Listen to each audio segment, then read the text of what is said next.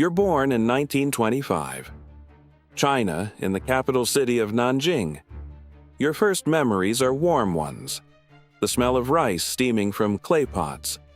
The sound of vendors calling out along the Qinhuai River. The glow of paper lanterns drifting like tiny suns across the water. And as a girl in mainland China, this was the best time for your gender in history. Your father is a trader who sells cloth and small trinkets at a stall near the Confucius Temple Market, while your mother stays home as a seamstress. You learn early that Chinese kids help with everything. So by the time you turn 6, you help your mother wash laundry in the river, your fingers turning pink from the cold. On good days, she buys you a sticky rice cake from the vendor across the lane. On leisure days, you and your friends play jump rope in the alleys, make paper boats and race them through the puddles. After the rain, you live with your parents and 2 brothers. Your eldest Wen, who is already learning to write elegant characters at school, and your youngest little Ling, who still sleeps beside your mother, breathing softly against her sleeve.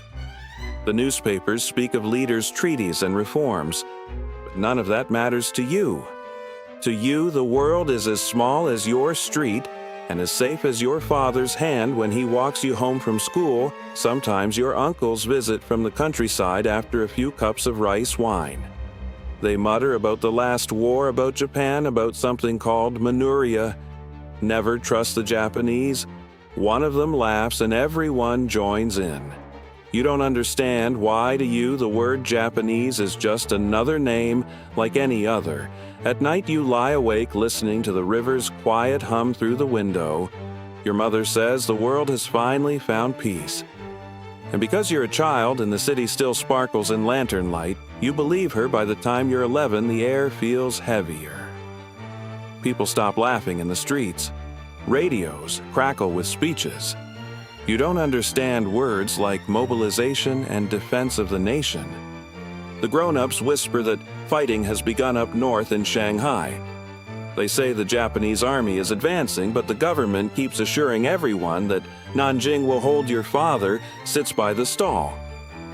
Less often now, his bad legs from an old wound, he limps when the air turns cold, but he still insists on working. It's just another scare, he says, though his voice trembles when he thinks you're not listening, when your eldest brother is 17 now and can't stand the talk of surrender. One morning, he says he's volunteering.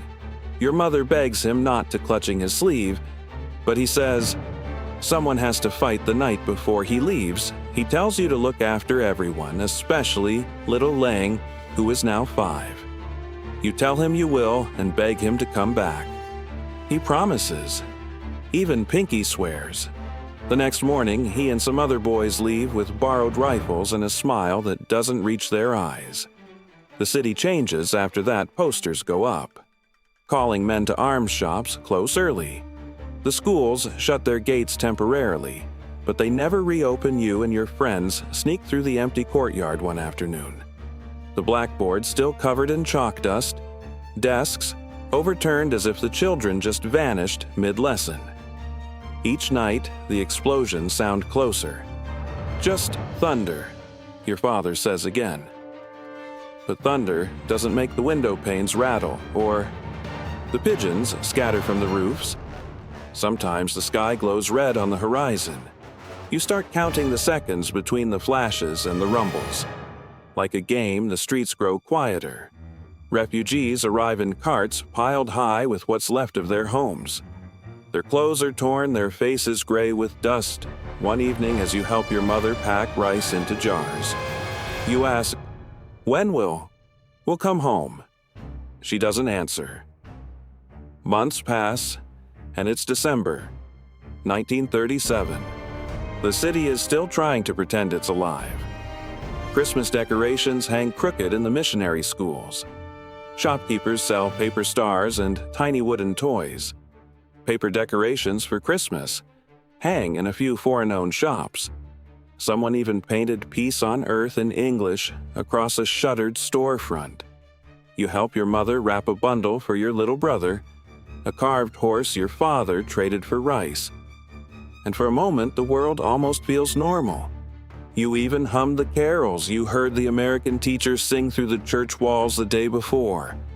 You helped your mother sweep the floor and promised your little brother that if father sold enough firewood, you'd both get red paper envelopes from him for New Year. But then, that morning, the sirens wail, you hear shouting in the streets they've broken through, they're here. The Chinese soldiers who were supposed to defend the city stumble past your house, uniforms torn, bloodied eyes wild. Some throw their rifles into the river, others rip the badges from their sleeves and disappear into the alleys, muttering, "The devils are coming." Hours later, the rumbling starts, tanks rolling over the cobblestone boots, striking in rhythm. The Japanese army enters through Zongan Gate. Their flags flutter red and white bright against the gray winter sky. They shout in a language you don't understand, but you see the fear in everyone's faces. At first, the soldiers smile. Waving their hands, they say, "Civilians will not be harmed." You almost believe them. But by nightfall, the city is burning. The air smells of smoke and iron. From your window, you see men dragged from their homes, your neighbor the baker, your father's friend from the market. They're lined up by the riverbank, hands bound. Then you hear the machine gun, a sound that never stops.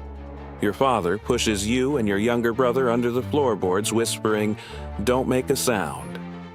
You clutch your brother's hand until your knuckles ache when the shooting finally stops. The silence after makes you believe that half the street is gone. Then the soldiers come. Your father limps to the door, telling everyone to stay calm. The banging grows louder until the wood splinters and boots fill the room. They shout words you don't understand, but their intent is clear. One of them shoves your mother to the ground. Your father reaches for her and a rifle butt knocks him to his knees. You and your little brother are still under the floorboards, hidden as your mother had planned for emergencies. Through the cracks, you see shadows. Hear your father's voice turn from pleading to screaming. Then your mother's voice, high-broken, the kind that makes you want to tear out your own ears. You press your palm over your brother's mouth. He trembles, whispers her name, and you whisper, "Don't move.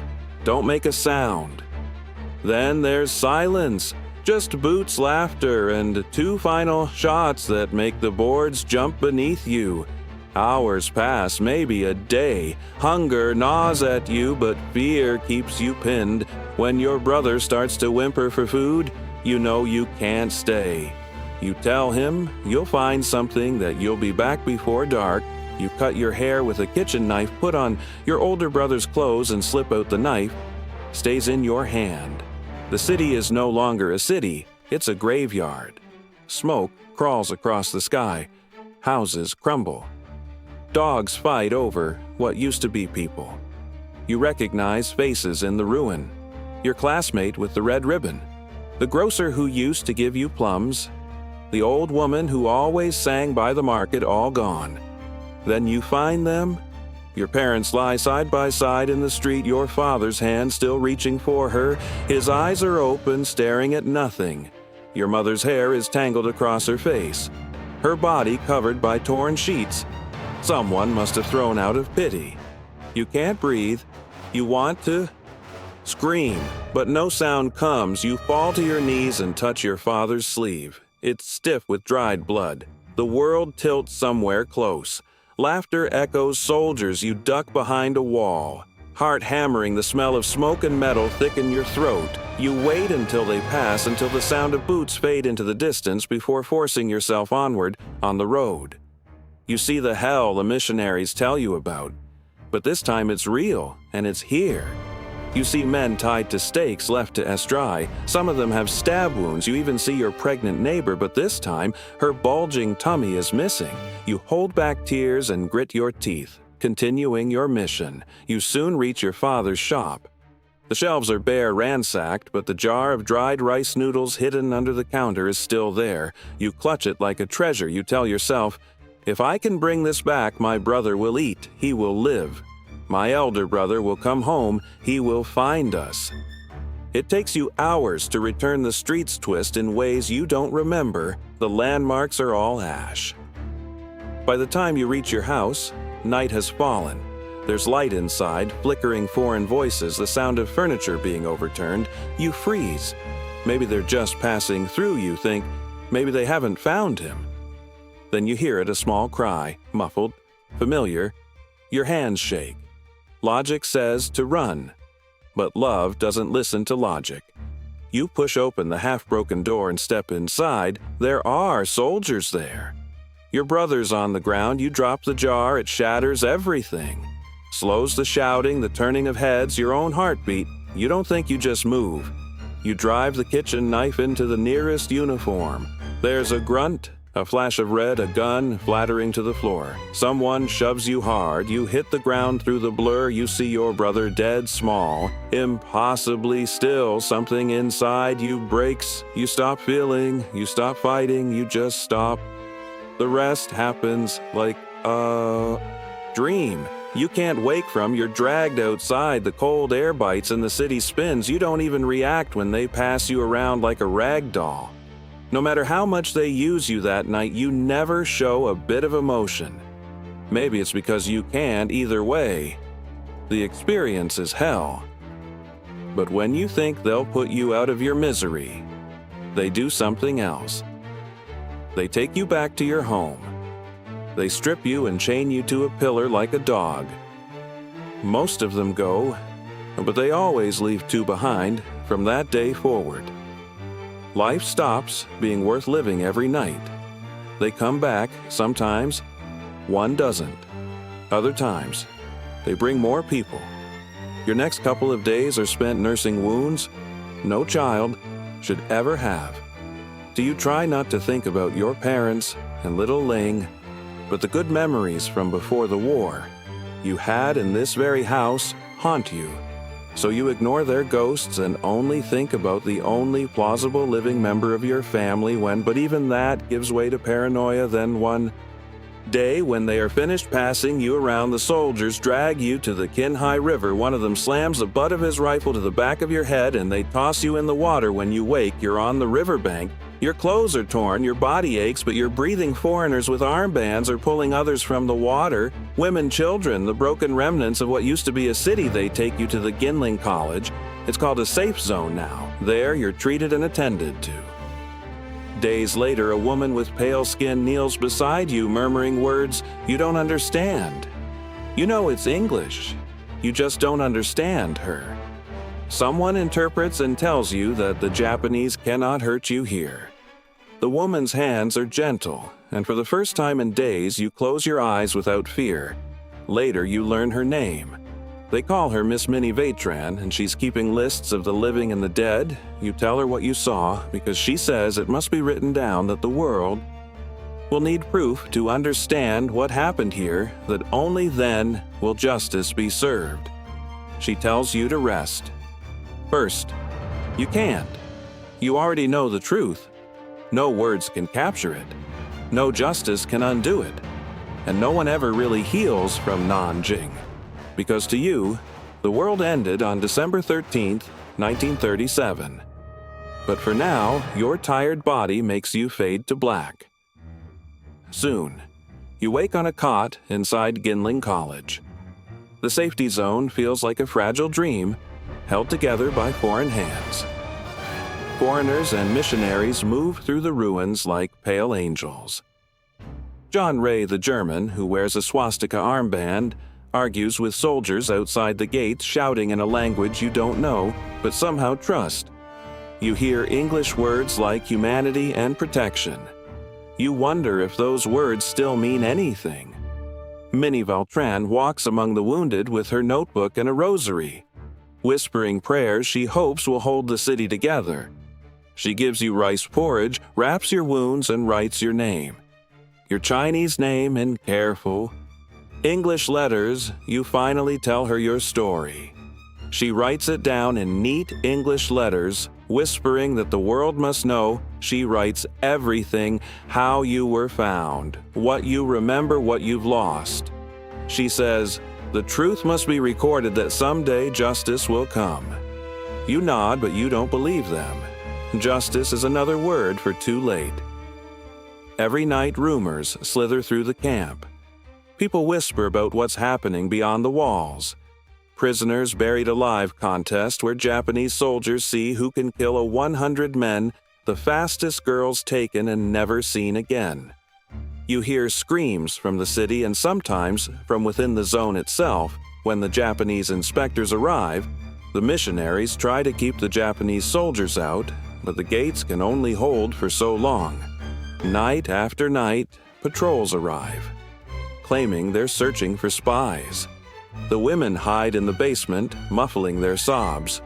You start sleeping under tables, your face always covered with a boy's cap.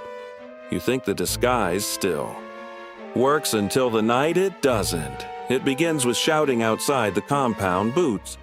Metal, a sharp voice demanding entry. The guards at the gate argue, but the soldiers shove past them. Rifles raised, you're near the stairwell when one of them shines a lantern your way.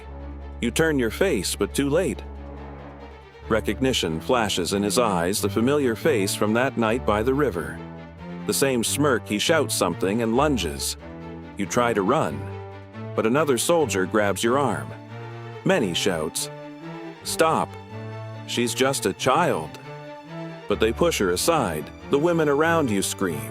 Some try to pull you back, but the soldiers drag you through the gates and into the frozen street. The missionary men chase after them, begging, but the soldiers wave their rifles and laugh. They march you toward the river. The one who recognized you keeps saying something you don't understand, his voice shaking between rage and fear as if your existence accuses him. Then the beating starts. The butt of a rifle cracks against your shoulder. You fall, but they pull you up again. A blade flashes, pain blooms. Someone orders them to hurry. They drag you to the embankment, your feet slipping on the frozen mud. One of them raises his pistol.